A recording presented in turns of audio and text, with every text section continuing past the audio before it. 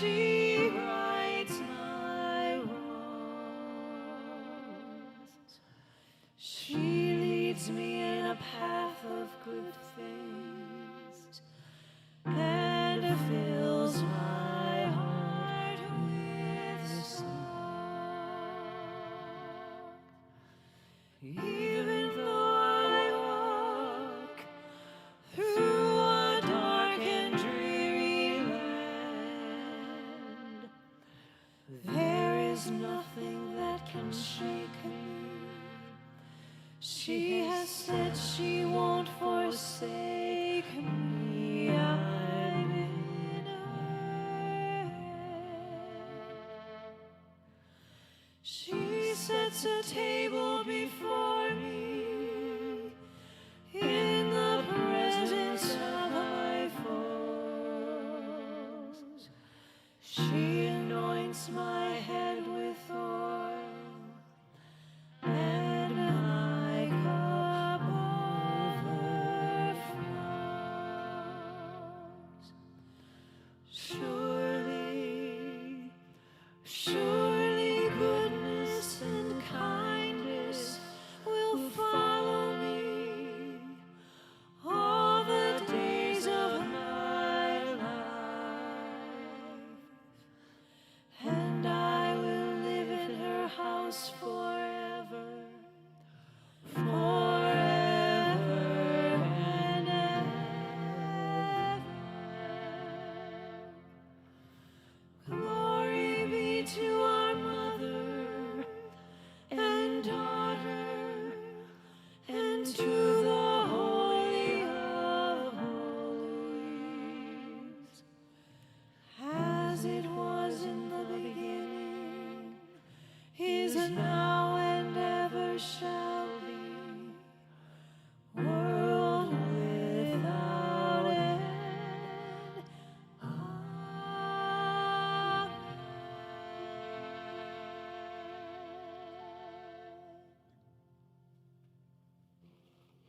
Thank you. Welcome. We're glad you're with us tonight. And if you're with us for the first time, we especially give you a special welcome tonight. And those of you that are streaming with us tonight, we welcome you as well. Glad that you've decided to spend part of your evening with us. I am going to invite our on-duty Unity prayer chaplains to please stand. These individuals arrived early and they held sacred space in the sanctuary, and they're here to hold that sacred space with you tonight. So if you have a prayer request, by all means, seek out a Unity prayer chaplain.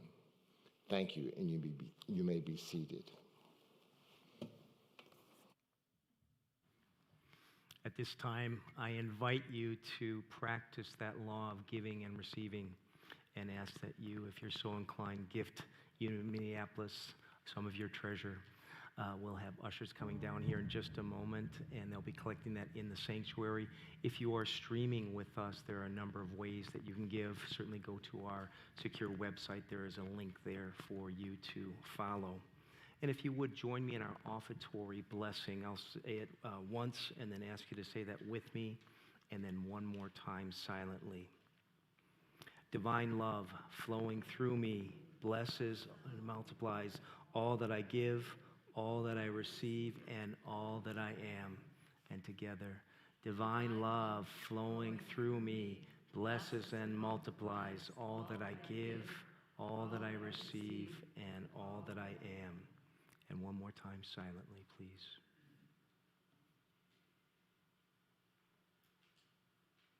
And so it is.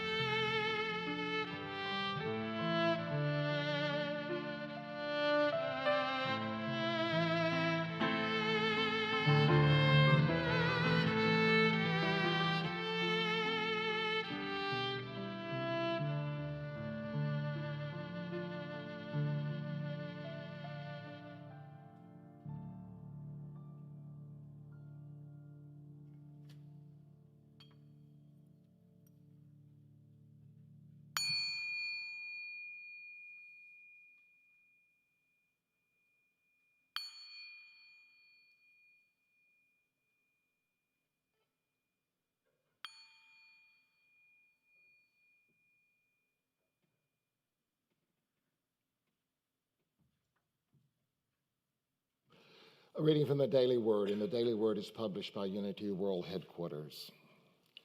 Forgive. I freely forgive all others and myself. In Luke's Gospel, Jesus is so attuned to divine love that he asks forgiveness for those who are putting him to death.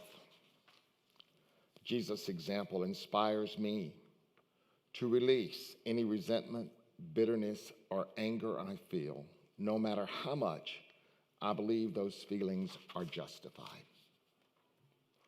I recognize that unwillingness to forgive blocks my awareness of love's flow. If the burden of resentment is so overwhelming that I feel I cannot forgive, my willingness opens the way. I am willing to forgive. I hold this thought, repeating it silently each time the memory of a past hurt arises, feeling my willingness grow stronger with each repetition. I feel renewed peace and joy as the strength of divine love heals my heart and releases unforgiveness. I forgive, and I am free. And then Jesus said, Father, forgive them, for they do not know what they are doing. Luke 23:34.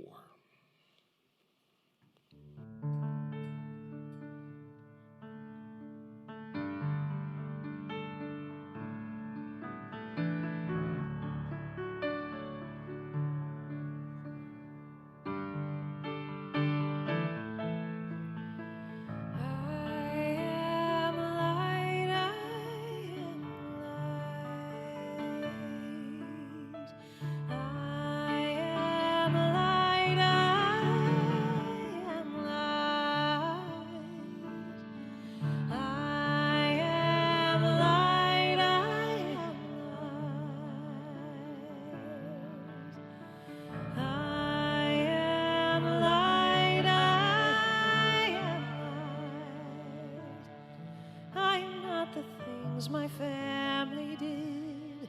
I am not the voices in my head. I am not the pieces of the brokenness inside.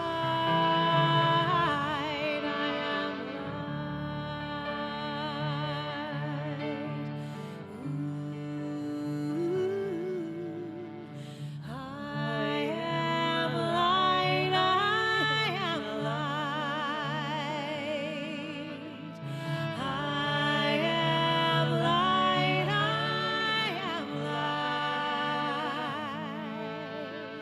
I am light. I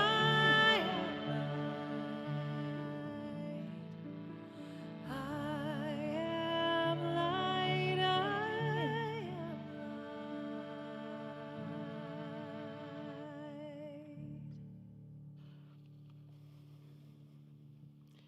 Tonight, we gather to hear the story of Jesus' last days and his last words.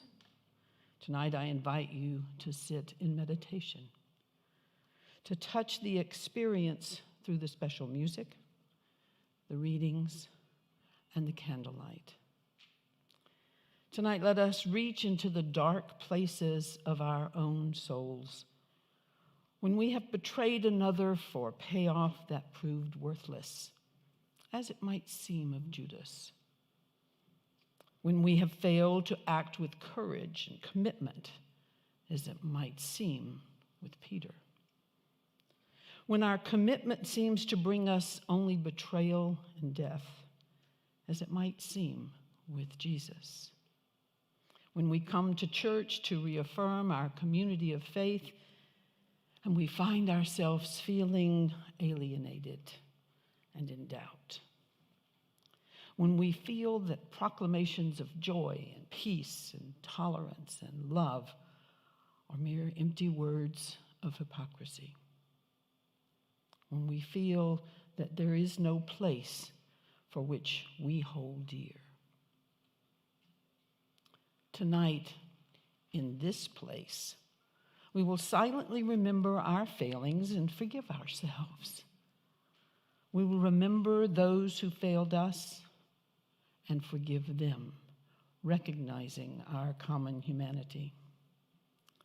We will mourn our losses, lost dreams, lost opportunities, lost relationships.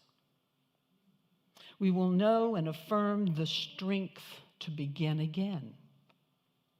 We will remember the times when we have acted with integrity and purpose.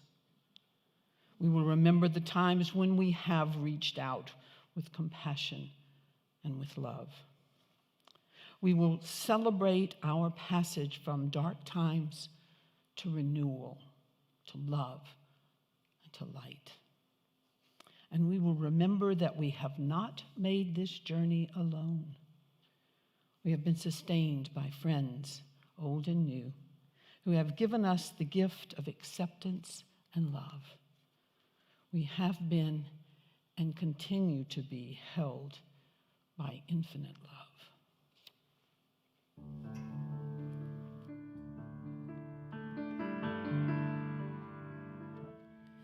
I'm not the mistakes that I have made, or any of the things that caused me pain.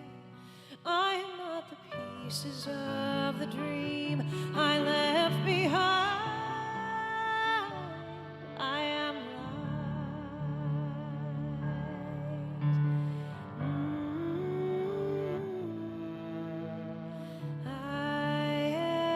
light. I am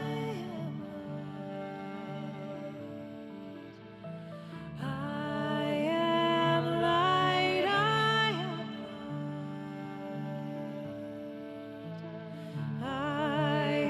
am light. I am light.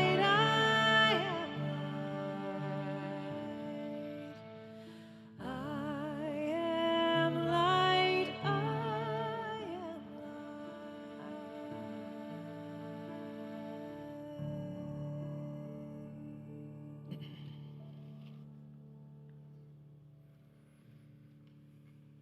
Now, after Jesus was betrayed by Judas and arrested, he was taken to the Sanhedrin to be examined.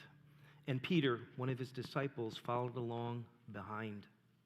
Peter waited outside and went to the fire that servants had built to warm themselves. As the servants were gathered and talking about the events of the evening, one of them recognized Peter and said, "Surely you know this man, for I have seen you with him." Peter responded that he had never met Jesus. And a little later, another servant said, "Aren't you one of his people? Haven't I seen you listening to him teaching?" And Peter began to get afraid and angry and said again that he did not know him. And then yet another said, "But you're a Galilean. I know I've seen you among his followers." And with an oath, Peter swore that he did not know Jesus. Immediately, the cock crowed, and Peter was ashamed. Meanwhile, the Sanhedrin examined Jesus to catch him in heresy. Many came and testified against him, but Jesus simply maintained his silence. Finally, they decided to hand Jesus over to Pilate, the Roman governor, claiming that he was guilty of sedition against Rome. But even Pilate could find no guilt in him. Yet, for political reasons, and because he really didn't care one way or another, Pilate handed him over to the soldiers to be crucified.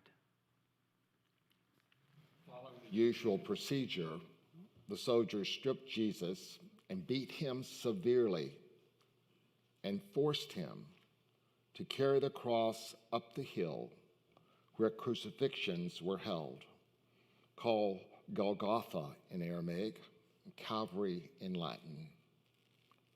On the way, someone forced a crown woven of thorns onto his head, and all mocked him and even spit on him. But those who were his followers followed along behind, quietly and afraid.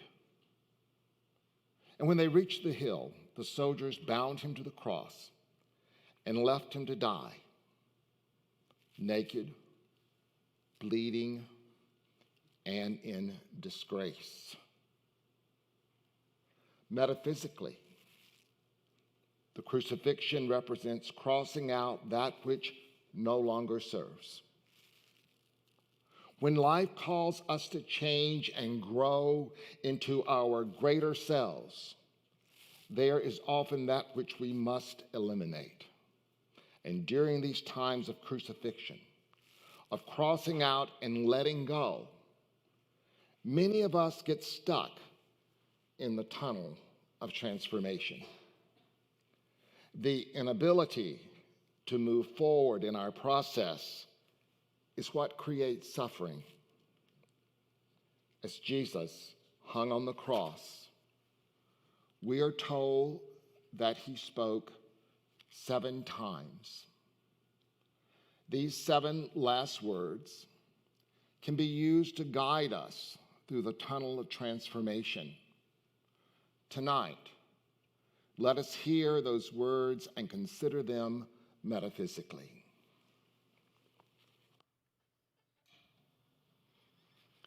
Father, forgive them, for they know not what they do. From Luke chapter 23, verse 34. Jesus asked that forgiveness occur from a higher place of consciousness, a consciousness that can be used to do that which our human selves cannot imagine. We only need to be willing to let the love of spirit that knows no other, no harm, and no offense, to let it create the miracle that forgiveness offers. Forgiveness sets us free so that we may ascend baggage-free into a higher, lighter, and more fulfilling way of being. We cannot transform into a greater expression of love and bring with us resentments and remnants of our victim stories. The first step in our journey, therefore, is to clear the slate and release ourselves from the belief that we can be persecuted. Forgiveness does this. And the brilliance of those first words of Jesus is that all we need do is call upon a greater power to do it through, for, and as us.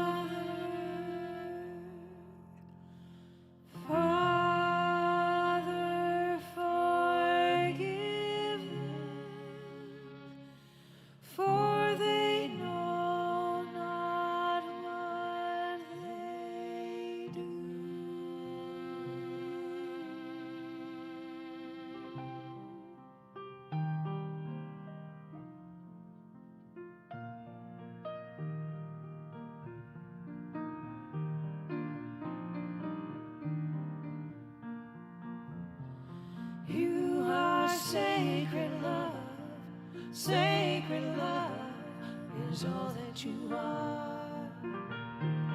You are sacred love, sacred love is all that you are. Show the way, God, show the way. I want to live in such a state of grace. Lead the way, God, lead the way. I want to live in such a holy place, such a holy place. You are sacred love, sacred love is all that you are. You are sacred love, God, sacred love is all that you are.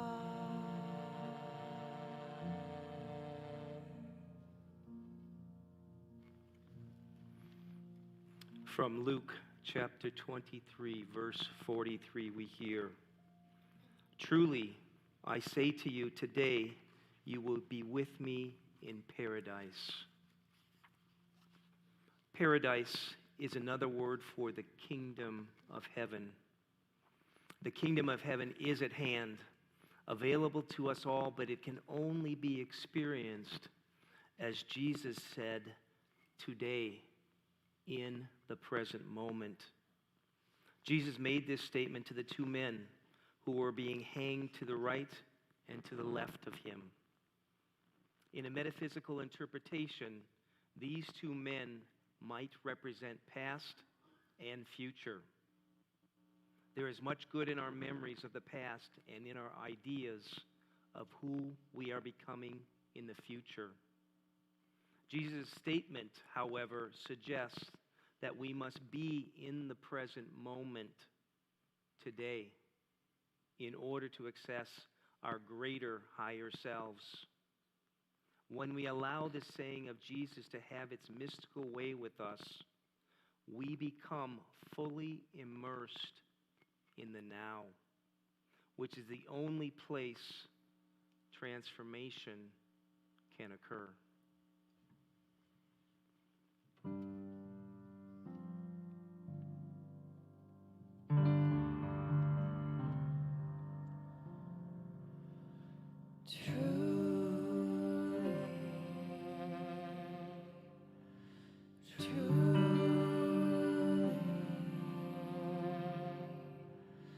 Truly,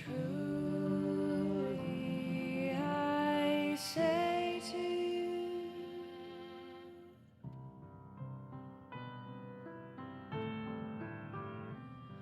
today you will be, today you will be with me in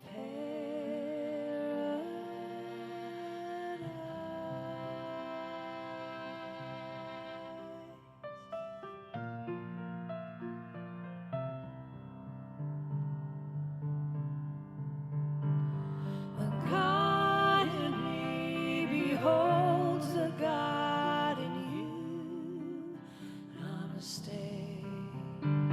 The God in me beholds the God in you. Namaste. All is beautiful.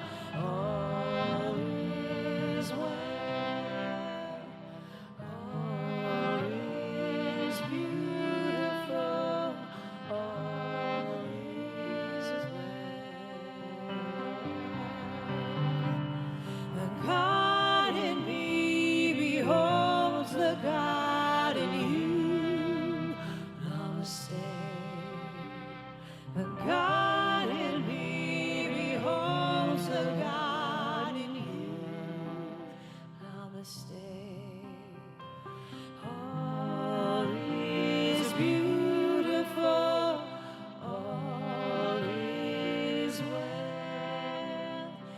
All is beautiful.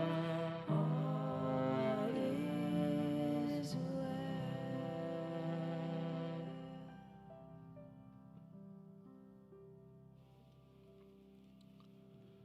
Woman, behold your son. Behold your mother. John 19:26. These words were spoken to Mary, the mother of Jesus, and to the disciple John. At first glance, the statement seems odd. Why would Jesus say this to his mother and disciple?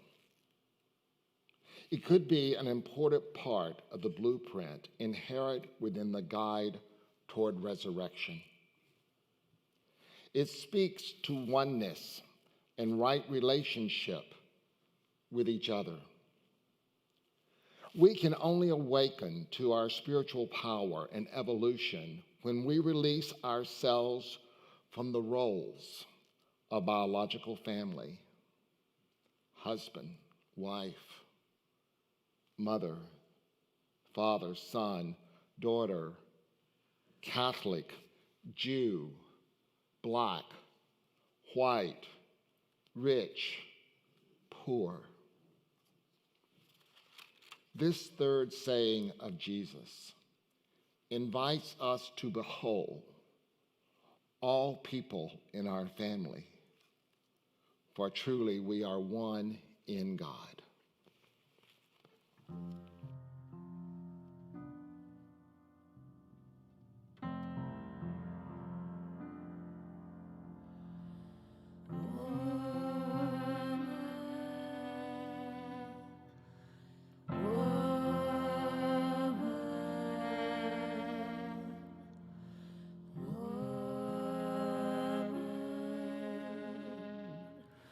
Behold your son, behold your mother.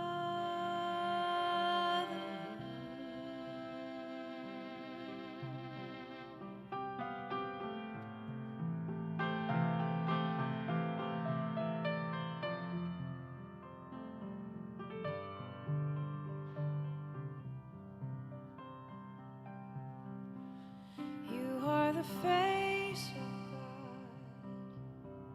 I hold you in my heart. You are a part of me. You are the face of God. You are the face of God. I hold you in my heart. You are a part of me. You are the face of God.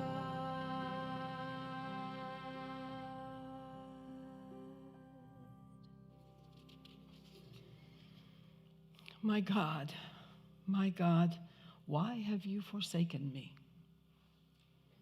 Matthew chapter 27, verse 46. The truth is that God cannot and does not forsake us. But part of us, our victim consciousness, still clings to the belief that there is something outside us that has a power over us. Jesus knew there was no power outside of him. And yet, in the midst of fully surrendering to this truth, he demonstrated that fear can have a voice. It may be that Jesus was setting the example, telling us that we don't need to hide our fear, but may speak it out loud. Bring it to the light of prayer. It's because Jesus had faith that he could freely speak the fear of betrayal out loud. We can't make fear go away by hiding from it. We can transform it by bringing it to the light of love.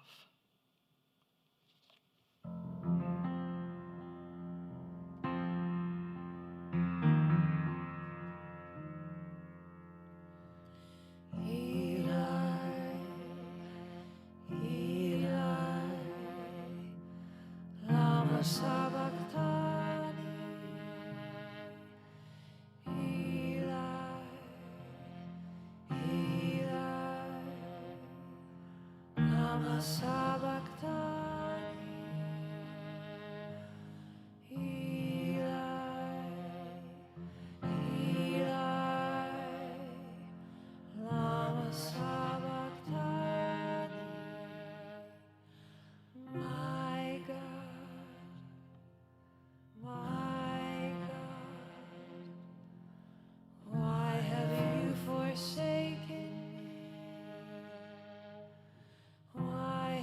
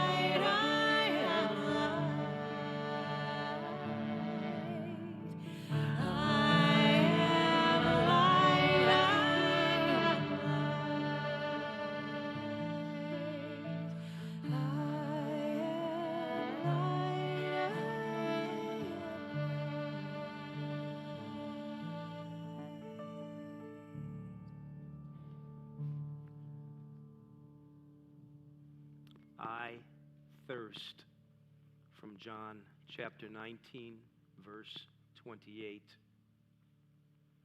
To thirst is to desire that which gives us life. To thirst for new life represents the time of our transformation, when the darkness begins to fade and new possibilities begin to form in consciousness. The idea of greater good glimmers, even if ever so faintly.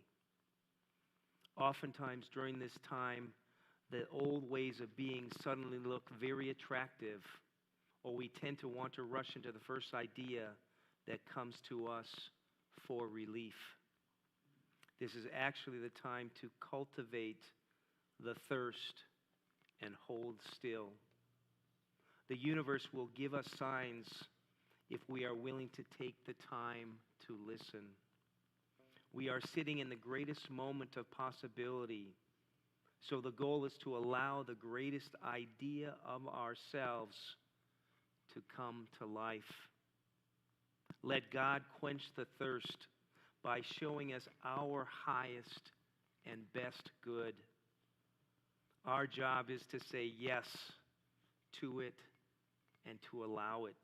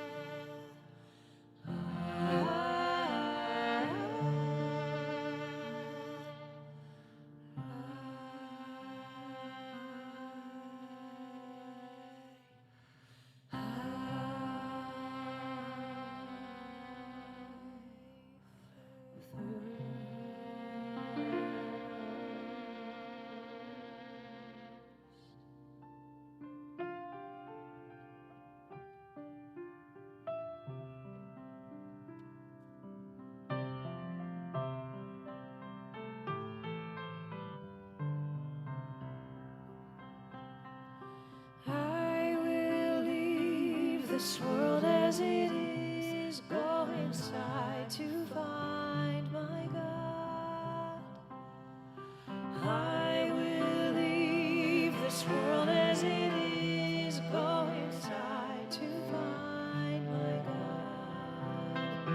Inside there is peace, inside there is joy, inside there is more than enough. Inside there is peace, inside there is joy, inside there is sacred love. I will leave this world as it is, go inside to find my God. I will leave this world as it is, go inside to find my God.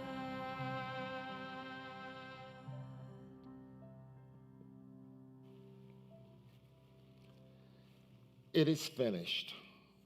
John 19:30. Jesus' sixth statement reveals to us the perfection of the laws of the universe and spiritual completion. When we're completely aligned spiritually, mentally, emotionally, and physically, we can move mountains. The catch is that we truly need to be finished. We can't fool the law. The universe loves us so unconditionally that it patiently waits for our readiness and willingness to be free, and it behooves us to consciously call what is done, done.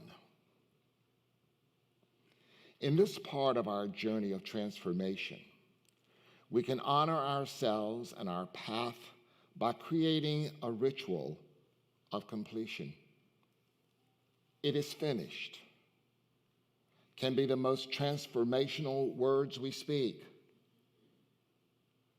these words clear the slate, cut the cords of attachment, cleanse and prepare us on all levels for the next and most powerful step of all.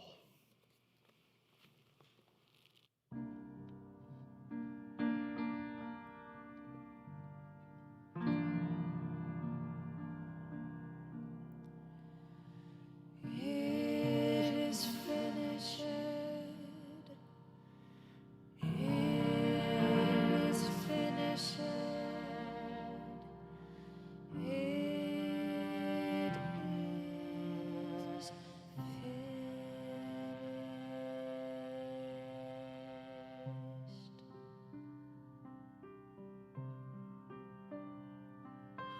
I will leave this day as it is, go inside to find my God.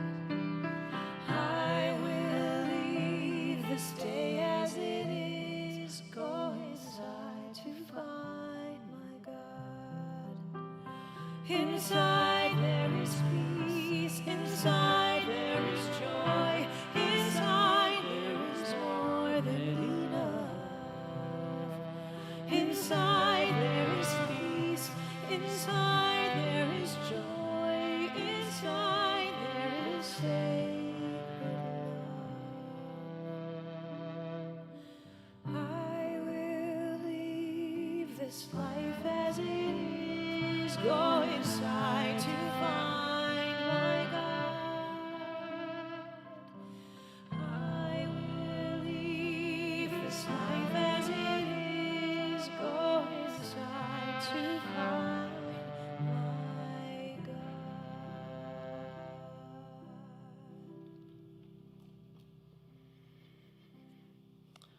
Father, into your hands I commit my spirit. Luke chapter 23, verse 46. Jesus' statement of surrender is so simple and so moving. We can hear the relief in his voice when we read these words. Surrender is the most important practice in our journey of transformation. All we're truly seeking is to know God in and as our life. All our spirit wants to do is experience the kingdom of heaven. Surrender is a mystical step. Even though we may have a sense of what we're being called to do, we can't know who we'll become. To give to God all the glory, to place our lives in his hands, the relinquishing of our sense of control is frightening. But a little taste of the sweet joy in it is all we need to take that step. To be used by God with no attachment to the form that it takes. This is the ultimate freedom, and this is what we're all striving for.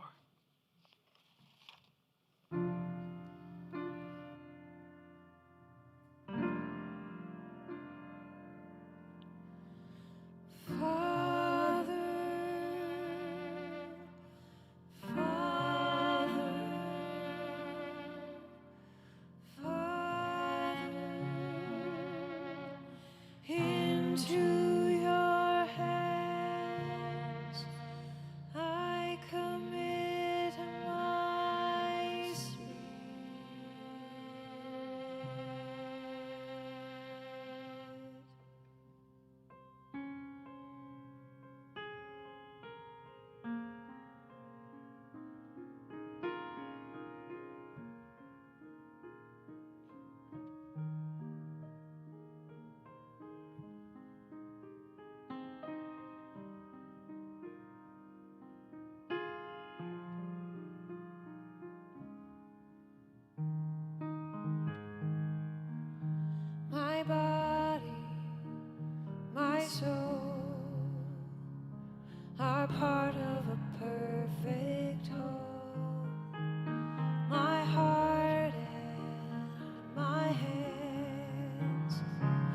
serving a sacred plan. I know that it's true when all that I am comes down to you. I know that it's true. I know that I can rely on you. All that I am, all that I am, all that I am, God, I give to you.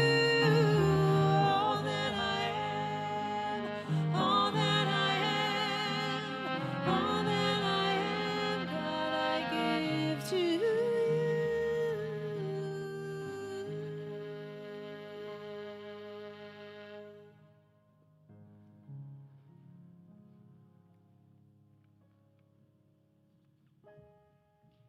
At the point of Jesus' death, one of the Roman soldiers who was there and had watched him and listened to him teaching remarked with sadness that he truly was a son of God. Among Jesus' followers was a wealthy man named Joseph from the town of Arimathea. Joseph went to Pilate and asked for Jesus' body that he might bury it. Pilate agreed, and the body was taken down and turned over to Jesus' followers. They prepared it. They wrapped it in a fresh shroud and laid it in Joseph's tomb. And then they sealed the tomb with a huge stone and went away to mourn. Jesus' life is a demonstration of unconditional love, of faith, and of surrender. His final teaching in his death and resurrection contains within it all the support and guidance we need for our own journey of transformation. The divine light of the Christ within each of us is never, ever extinguished.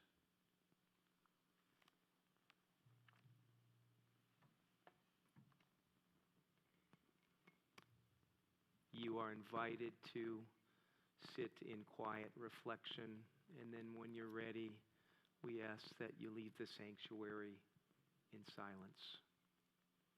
Blessings.